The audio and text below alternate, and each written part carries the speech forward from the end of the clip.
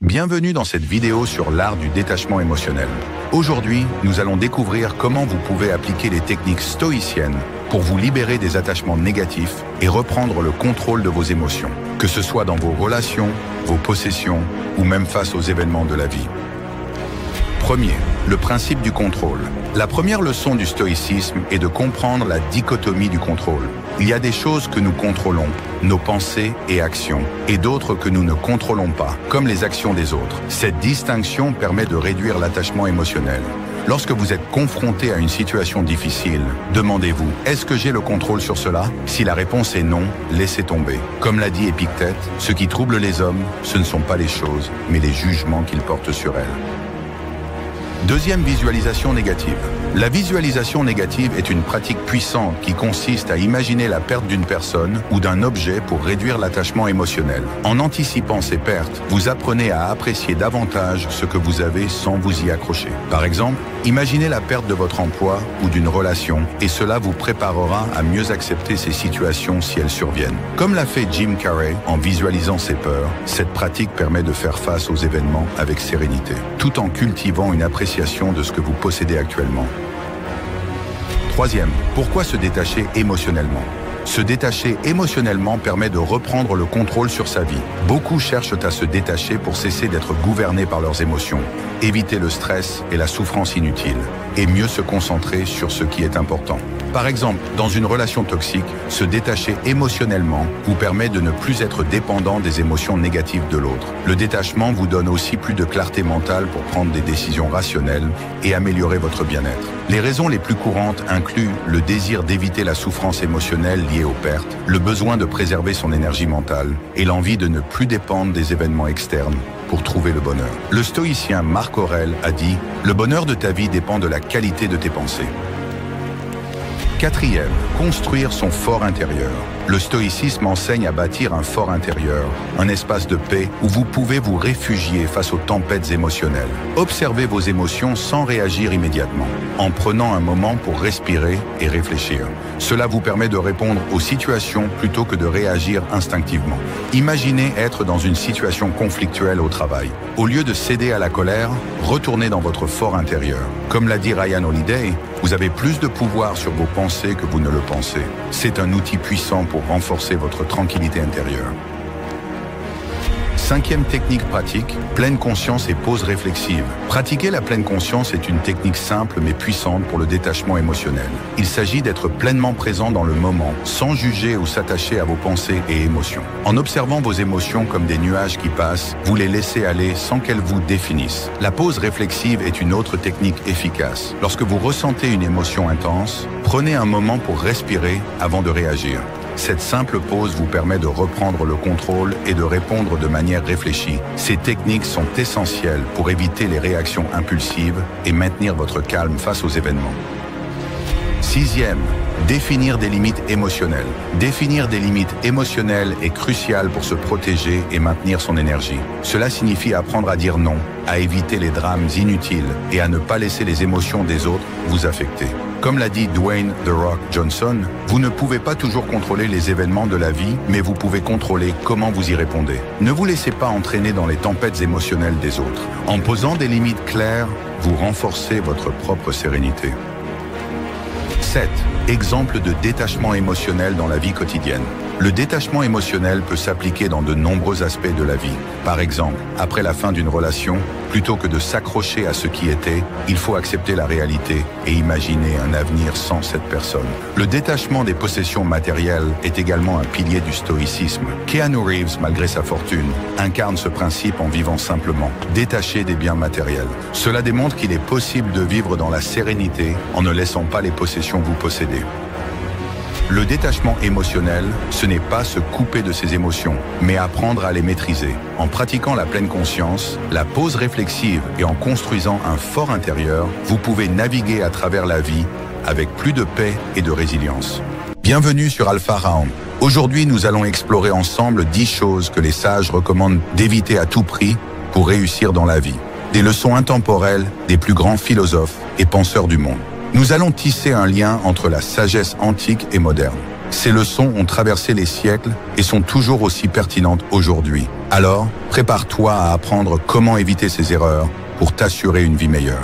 Premier, procrastination. Sénèque disait « Ne remets pas au lendemain ce que tu peux faire aujourd'hui ». Cette sagesse trouve un écho dans la manière dont Elon Musk aborde ses projets. Lorsqu'il développait SpaceX, au lieu d'attendre que toutes les conditions soient parfaites, Musk a pris des décisions rapides, testé des solutions, appris de ses erreurs. Cette capacité à agir rapidement lui a permis d'avancer beaucoup plus vite que ses concurrents. La procrastination aurait freiné son succès. C'est un rappel puissant. L'action immédiate est la clé pour progresser rapidement. 2. L'envie. Marc Aurèle nous rappelle que l'envie est la plus funeste des passions pour l'homme. Kanye West, artiste et entrepreneur, est un parfait exemple de quelqu'un qui a su éviter ce piège. À plusieurs moments de sa carrière, Kanye aurait pu se laisser envahir par la comparaison avec d'autres artistes ou créateurs. Mais il a choisi de se concentrer sur sa propre voie, avec des projets comme Yeezy, où il a imposé sa vision unique. L'envie détourne ton attention de ton propre succès. En restant focalisé sur ce que tu veux accomplir, tu maximises tes chances de réussite. Troisième, la plainte. Épictète disait « Ce qui trouble les hommes, ce ne sont pas les choses, mais leur jugement sur les choses. » Muhammad Ali, l'un des plus grands boxeurs de tous les temps, a refusé de participer à la guerre du Vietnam, ce qui lui a valu d'être banni de la boxe pendant plusieurs années. Ali aurait pu se plaindre et abandonner, mais au lieu de cela, il a utilisé cette épreuve pour affiner ses convictions et renforcer son combat pour la justice sociale. Comme Ali, apprendre à ne pas se lamenter sur nos difficultés permet de transformer chaque obstacle en opportunité de croissance. Quatrième, le manque de contrôle des émotions. Aristote nous enseigne que celui qui maîtrise ses émotions est plus fort que celui qui prend une ville.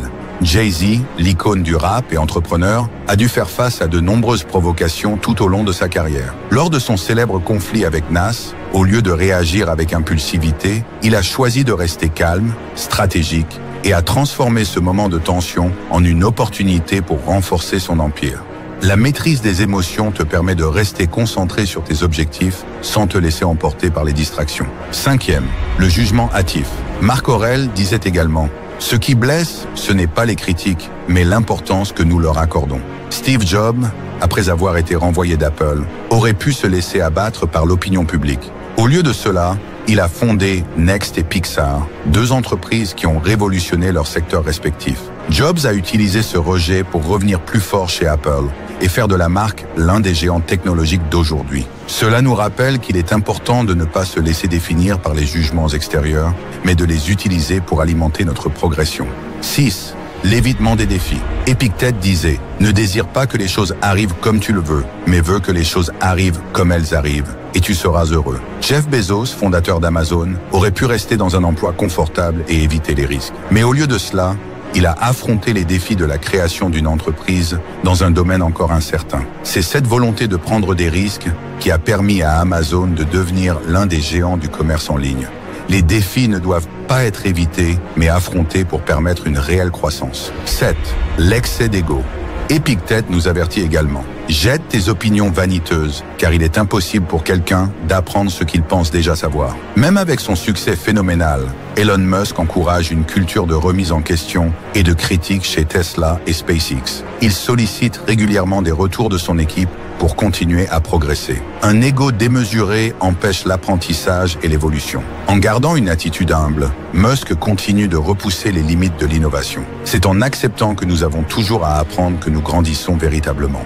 Waquien, ignorer les autres. Marc Aurèle disait « Ce qui nuit à la ruche, nuit aussi à l'abeille ». Richard Branson, fondateur de Virgin Group, illustre bien cette leçon. Sa philosophie de gestion est centrée sur le bien-être de ses employés. Il croit que prendre soin des personnes qui travaillent pour toi est essentiel pour assurer le succès de l'entreprise. Branson a compris que négliger les autres revient à affaiblir ta propre réussite. Ignorer les personnes autour de toi peut te priver du soutien nécessaire à ton succès.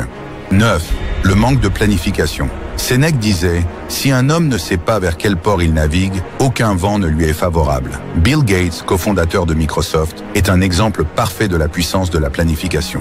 Gates a toujours eu une vision claire de ce qu'il voulait accomplir, que ce soit dans la technologie ou la philanthropie. La planification lui a permis de garder le cap, même face au vent contraire. Sans plan, tu risques de te perdre en chemin. Planifie chaque étape et tu augmenteras tes chances d'atteindre ton objectif. 10. la peur excessive.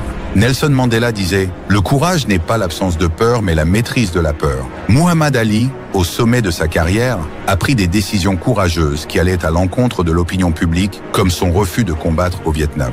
Ali n'a pas laissé la peur des conséquences paralyser ses actions. C'est ce même courage qui lui a permis de devenir non seulement une légende du sport, mais aussi une figure emblématique du courage moral. La peur ne doit pas te freiner, elle doit être maîtrisée pour te permettre d'avancer avec force et détermination. Ces 10 leçons des grands philosophes et leaders modernes montrent qu'il est essentiel de maîtriser ces points pour réussir. Ne procrastine pas, maîtrise tes émotions et reste humble. Si tu veux continuer à apprendre et à te développer, abonne-toi à Alpha Raon pour ne manquer aucun conseil de sagesse et avancer sur ton chemin vers l'excellence. Les situations difficiles et les conflits sont inévitables, mais la façon dont on choisit d'y faire face peut transformer la situation. Réagir impulsivement risque de nous amener vers la colère ou le regret, tandis que répondre avec calme et réflexion est la clé d'une maîtrise de soi véritable. Dans cette vidéo, nous explorons la sagesse stoïcienne pour apprendre à répondre plutôt qu'à réagir. Deku Nururchun comprend la différence entre réagir et répondre. Les stoïciens enseignaient que la réaction impulsive est souvent motivée par nos émotions, tandis que la réponse est un choix conscient et réfléchi. Épictète nous rappelle: ce ne sont pas les événements qui nous troublent, mais notre jugement sur eux. Par exemple, si quelqu'un te critique violemment, ta réaction naturelle pourrait être de riposter sur le même ton. Mais si tu prends un moment pour réfléchir, tu as le choix de répondre calmement et de désamorcer la situation. Répondre te donne le pouvoir de contrôler la situation, tandis que réagir te laisse à la merci de tes émotions. 2. La maîtrise de soi commence par la patience. Sénèque disait: la colère, si elle n'est pas contenue, est souvent plus dangereuse que l'injustice qui l'a provoquée. Apprendre à se contenir et à prendre une pause avant de réagir est essentiel pour ne pas aggraver les situations. Imagine que tu es au travail et qu'un collègue te critique devant d'autres, te mettant en colère. Plutôt que de répondre avec agressivité, prends une pause, respire et rappelle-toi que ta réaction risque d'avoir des conséquences. Une réponse réfléchie permet de conserver le respect des autres et d'éviter les conflits inutiles. 3. Applique le concept de premeditatio malorum.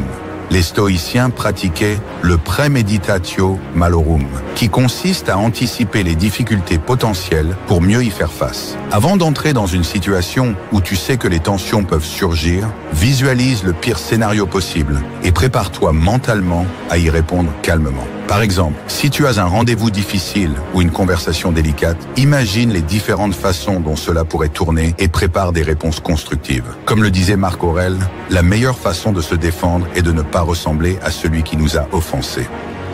4.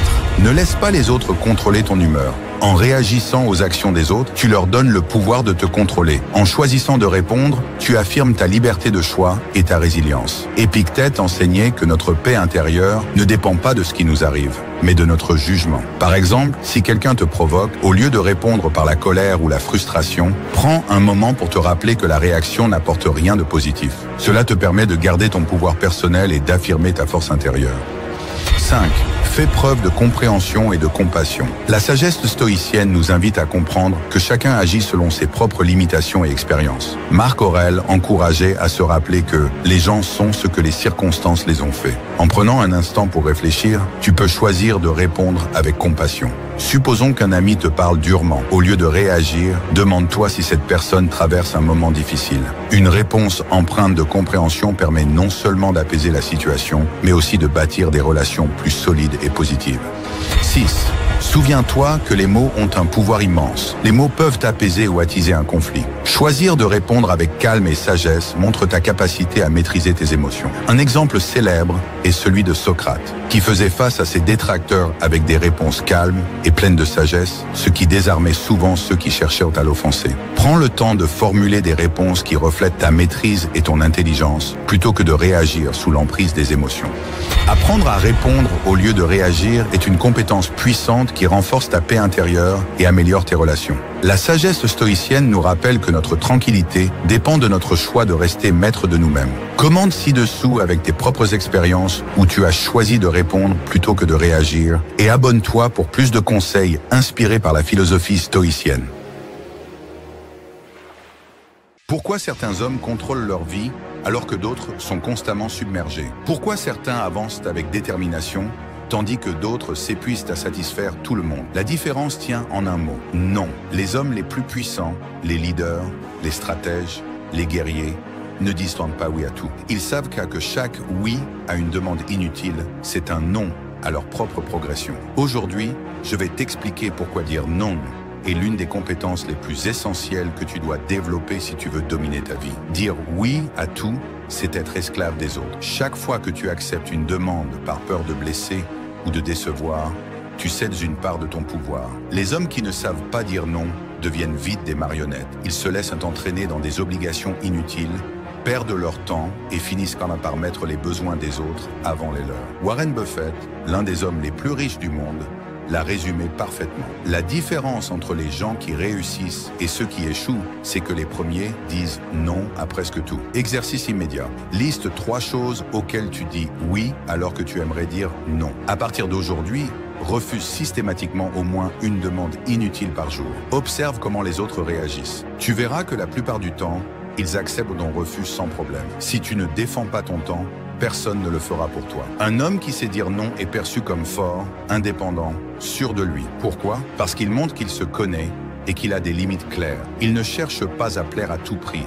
Il impose ses règles. Regarde les grands leaders. Penses-tu que Napoléon, Steve Jobs ou Elon Musk disaient oui à tout ce qu'on leur proposait? Non, ils protégeaient leur énergie et leur vision. Comme l'a dit Sénèque, celui qui ne fixe pas lui-même ses limites sera écrasé par celles des autres. Exercice immédiat. La prochaine fois qu'on te demande quelque chose qui ne t'apporte rien, dis non. Ne justifie pas ton refus. Un simple non, je ne peux pas, suffit. Remarque comment ton assurance grandit à chaque refus. Les faibles veulent être aimés, les forts veulent être respectés. Dire non, c'est reprendre le contrôle de son temps. Nous avons tous 24 heures dans une journée. Ce qui fait la différence, c'est comment on les utilise. Si tu passes ton temps à satisfaire les besoins des autres, tu n'auras jamais le temps d'investir dans ce qui est vraiment important pour toi. Les hommes puissants savent que chaque minute est précieuse. Ils disent non aux distractions, non aux pertes de temps, non aux engagements inutiles. Comme l'a dit Bruce Lee, ce n'est pas l'augmentation quotidienne qui compte, mais la diminution quotidienne. Élimine ce qui n'est pas essentiel. Exercice immédiat. Pendant une semaine, analyse comment tu utilises ton temps. Élimine une activité inutile chaque jour. Réserve du temps exclusivement pour toi sans interruption. Tu verras que plus tu dis non aux choses inutiles, plus tu avances vite. Dire non ne fait pas de toi une mauvaise personne. Beaucoup hésitent à dire non par peur de blesser les autres ou de paraître égoïste. Mais voici la vérité. Refuser quelque chose qui ne te convient pas, ce n'est pas être égoïste, c'est être intelligent. Les gens respectent ceux qui ont des limites claires. Si quelqu'un se vexe parce que tu as dit non,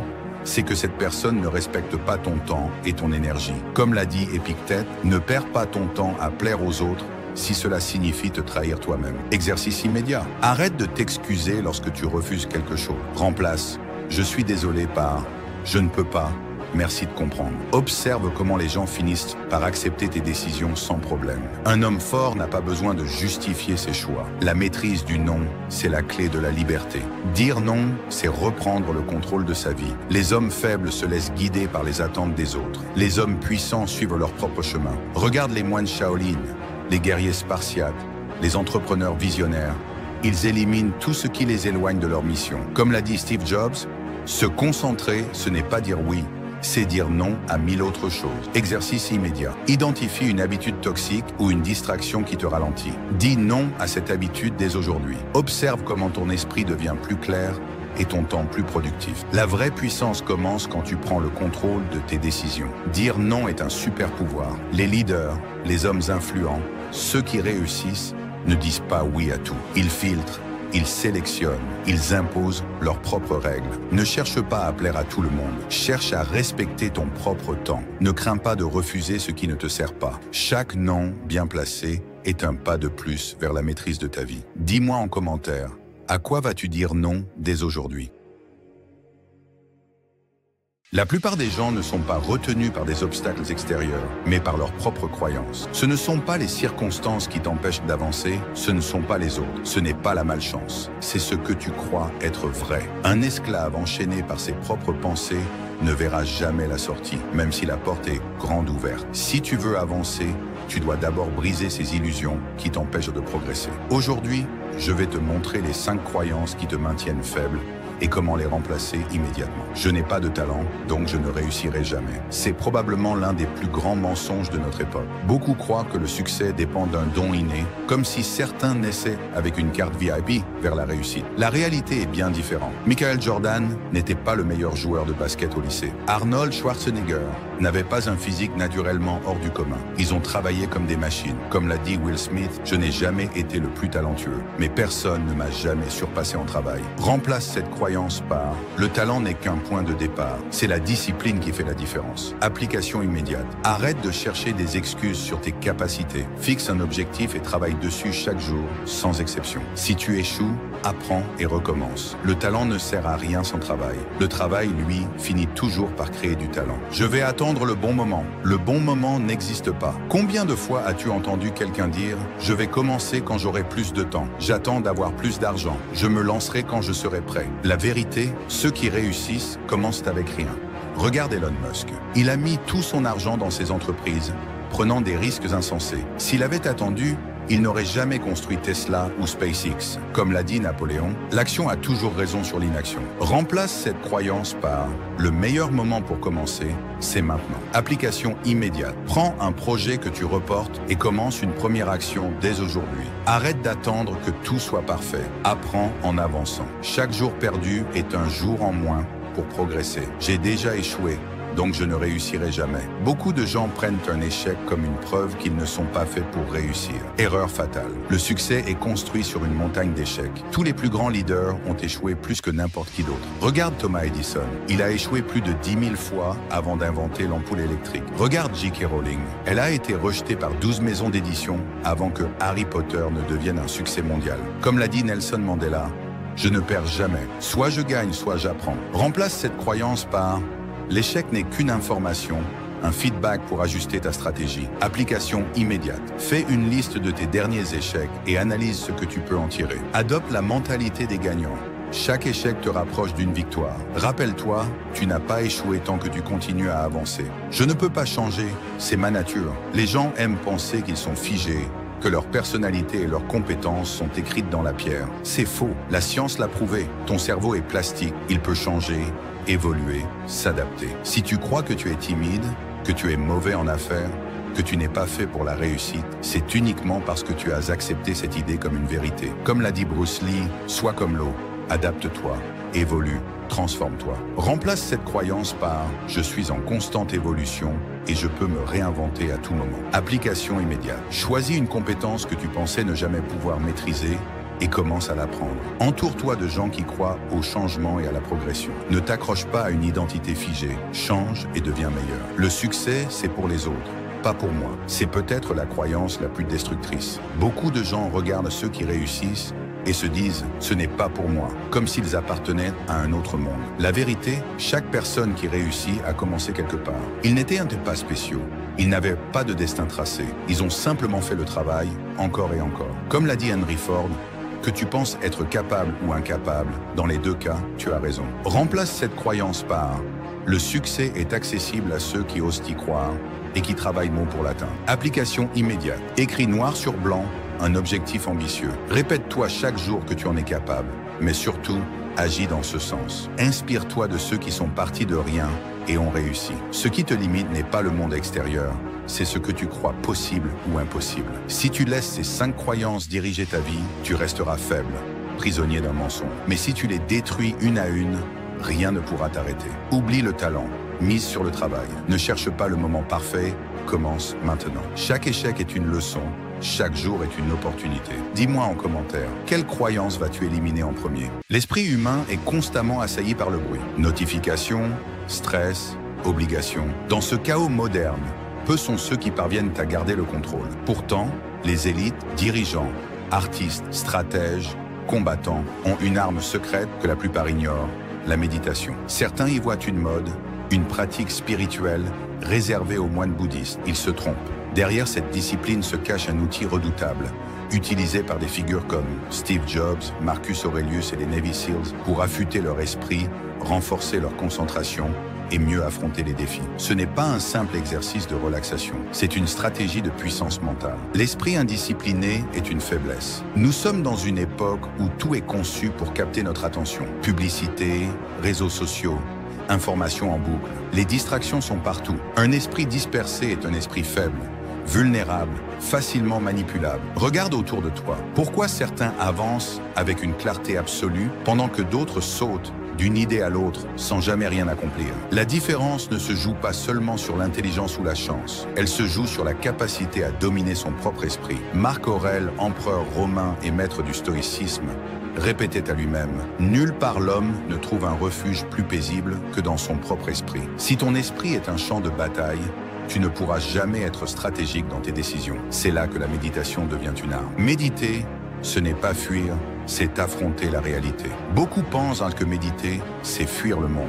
C'est faux. Les plus grands guerriers, rois et stratèges de l'histoire, ne se sont pas retirés du monde pour méditer. Ils ont médité pour mieux affronter le monde. Les samouraïs pratiquaient le Zanshin, un état d'hyperconscience leur permettant de réagir en une fraction de seconde. Les Navy Seals s'entraînent à des techniques de méditation pour maîtriser leur souffle sous une pression extrême. Comme l'a dit Sun Tzu, si ton esprit est troublé avant le combat, tu es déjà vaincu. La méditation n'est pas une évasion, c'est un entraînement. Elle renforce la capacité à rester calme dans l'adversité, à observer sans réagir impulsivement, à voir la vérité sans être aveuglé par ses émotions. Le silence intérieur, un luxe des hommes puissants. Les faibles parlent trop, les forts savent écouter, observer et attendre le bon moment pour agir. Quand tu maîtrises ton esprit, tu ne réagis plus de manière impulsive. Tu observes, tu anticipes, tu laisses les autres s'agiter pendant que toi, tu restes immobile comme une montagne, prêt à frapper au bon moment. Sénèque écrivait « Celui qui apprend à être seul avec lui-même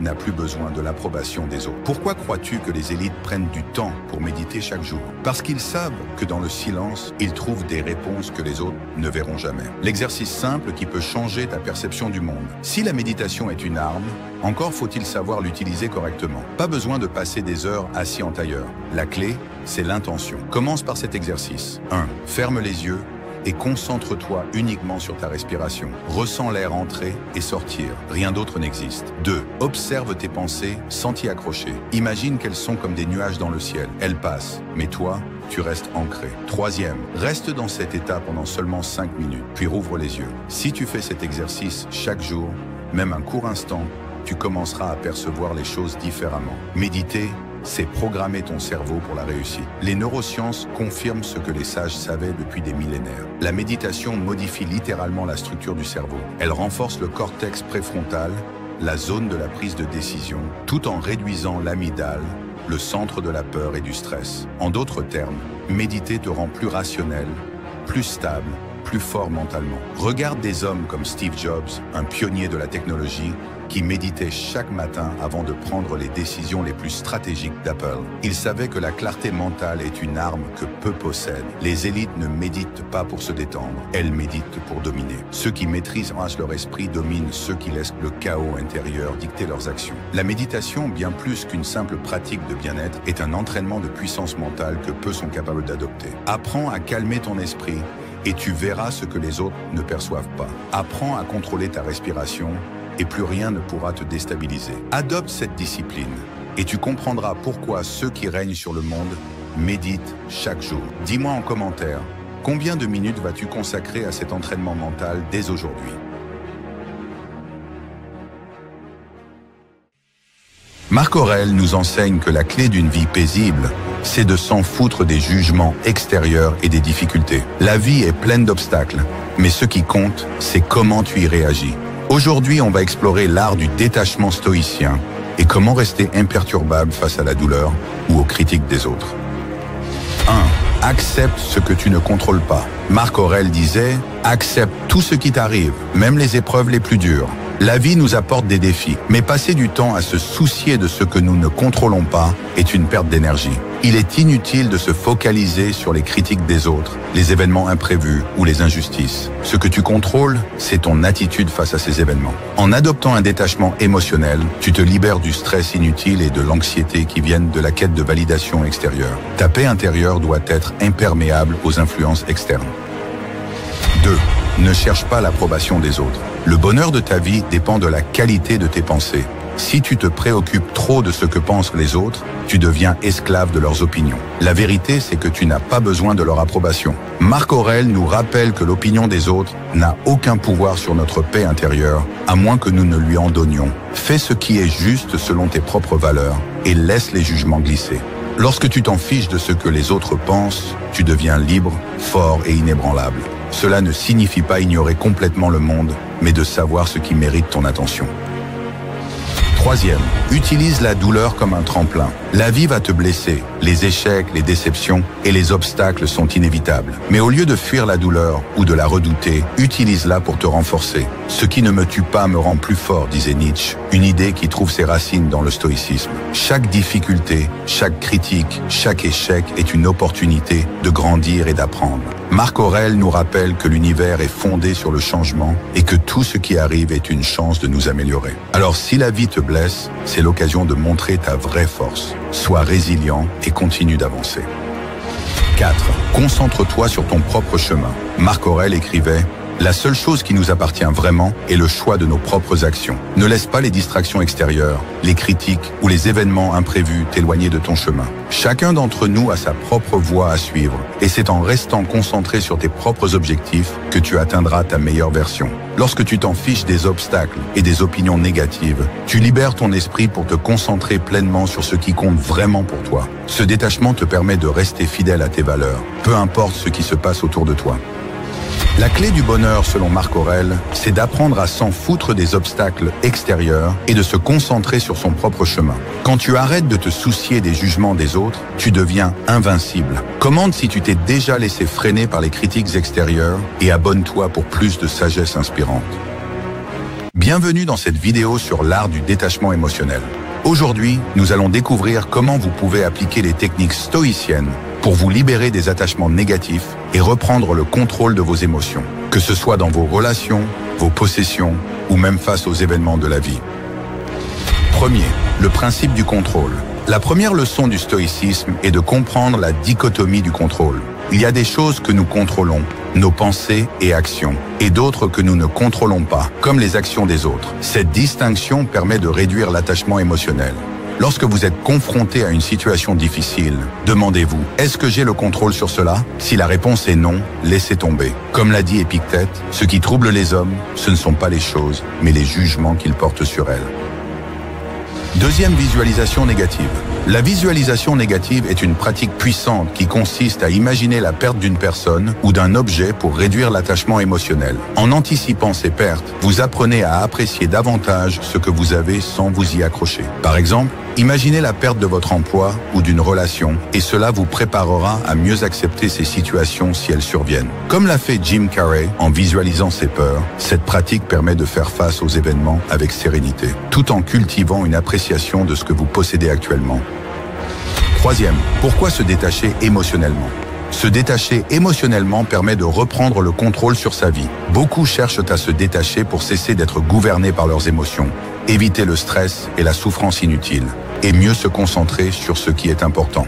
Par exemple, dans une relation toxique, se détacher émotionnellement vous permet de ne plus être dépendant des émotions négatives de l'autre. Le détachement vous donne aussi plus de clarté mentale pour prendre des décisions rationnelles et améliorer votre bien-être. Les raisons les plus courantes incluent le désir d'éviter la souffrance émotionnelle liée aux pertes, le besoin de préserver son énergie mentale et l'envie de ne plus dépendre des événements externes pour trouver le bonheur. Le stoïcien Marc Aurèle a dit « Le bonheur de ta vie dépend de la qualité de tes pensées ». Quatrième, construire son fort intérieur. Le stoïcisme enseigne à bâtir un fort intérieur, un espace de paix où vous pouvez vous réfugier face aux tempêtes émotionnelles. Observez vos émotions sans réagir immédiatement, en prenant un moment pour respirer et réfléchir.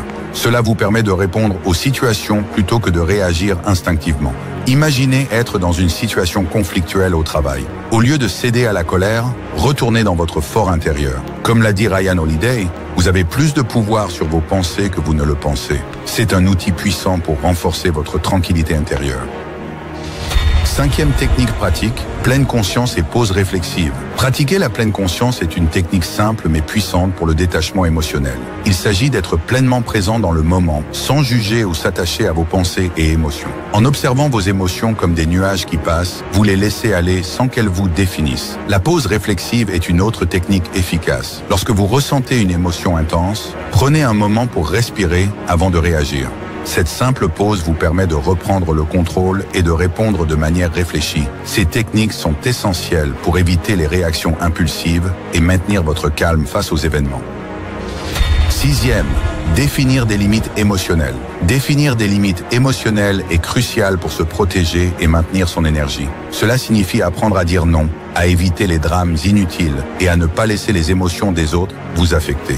Comme l'a dit Dwayne The Rock Johnson, vous ne pouvez pas toujours contrôler les événements de la vie, mais vous pouvez contrôler comment vous y répondez. Ne vous laissez pas entraîner dans les tempêtes émotionnelles des autres. En posant des limites claires, vous renforcez votre propre sérénité. 7. Exemple de détachement émotionnel dans la vie quotidienne. Le détachement émotionnel peut s'appliquer dans de nombreux aspects de la vie. Par exemple, après la fin d'une relation, plutôt que de s'accrocher à ce qui était, il faut accepter la réalité et imaginer un avenir sans cette personne. Le détachement des possessions matérielles est également un pilier du stoïcisme. Keanu Reeves, malgré sa fortune, incarne ce principe en vivant simplement, détaché des biens matériels. Cela démontre qu'il est possible de vivre dans la sérénité en ne laissant pas les possessions vous posséder. Le détachement émotionnel, ce n'est pas se couper de ses émotions, mais apprendre à les maîtriser. En pratiquant la pleine conscience, la pause réflexive et en construisant un fort intérieur, vous pouvez naviguer à travers la vie avec plus de paix et de résilience. Il y a des moments dans la vie où tu dois disparaître. Arrête de chercher l'approbation des autres, déconnecte-toi, coupe tout. Pendant 1 mois, 2 mois ou même 3 mois, consacre-toi à une seule chose, toi-même. Le moment est venu de te ressourcer, de travailler, de t'améliorer et de réapparaître plus fort que jamais. Premier, pourquoi disparaître et se focaliser sur soi? Avant de disparaître, il est essentiel de définir un objectif précis. Visualise clairement ce que tu souhaites atteindre avant de te retirer du monde. Fixe-toi un but qui te motive, un objectif qui te poussera à avancer même dans les moments les plus difficiles.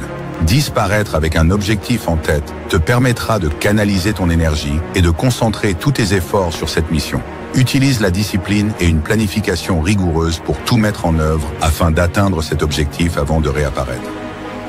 Les réseaux sociaux te maintiennent dans un état constant de distraction.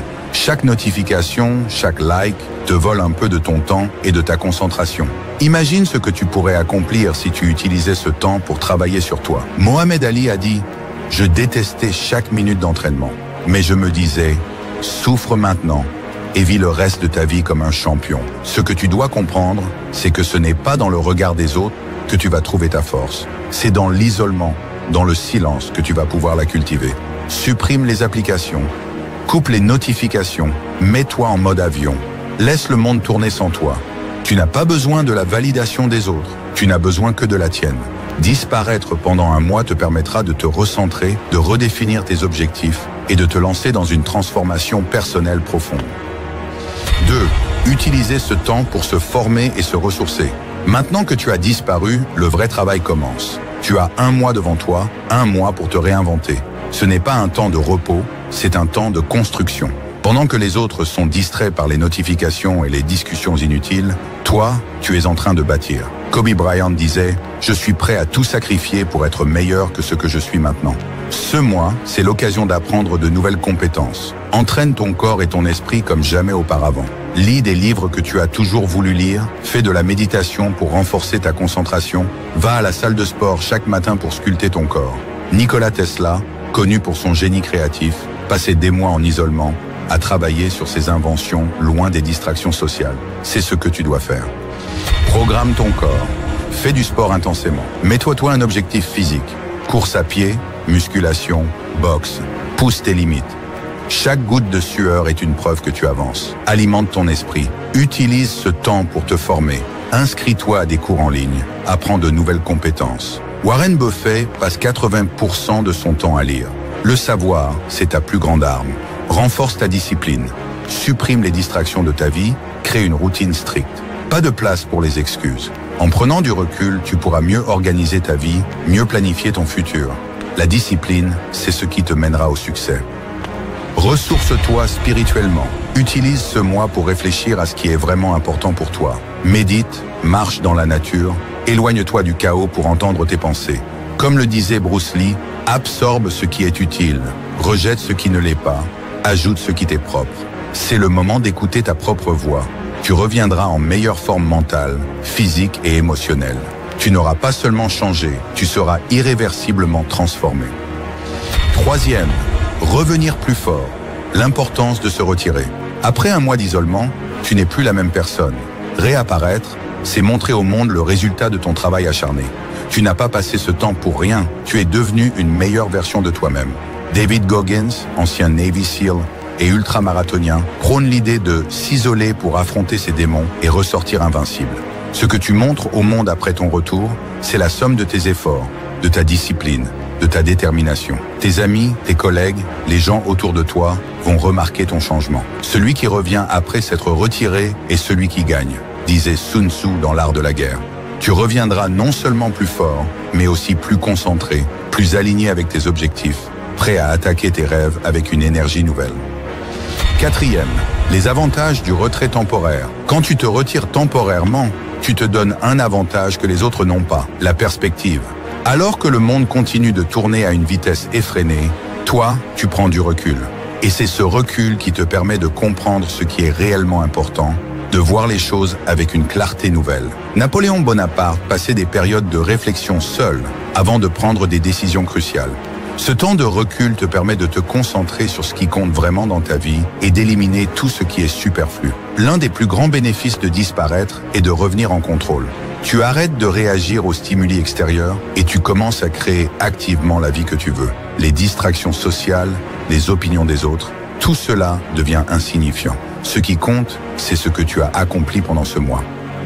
Disparais, coupe les distractions, arrête de chercher la validation des autres et concentre-toi sur toi-même. Utilise ce temps pour te former, pour grandir. Et quand tu réapparaîtras, tu seras une toute nouvelle version de toi, plus forte, plus concentrée. David Goggins l'a dit, sois prêt à souffrir parce que cela te fera mieux. Alors qu'attends-tu?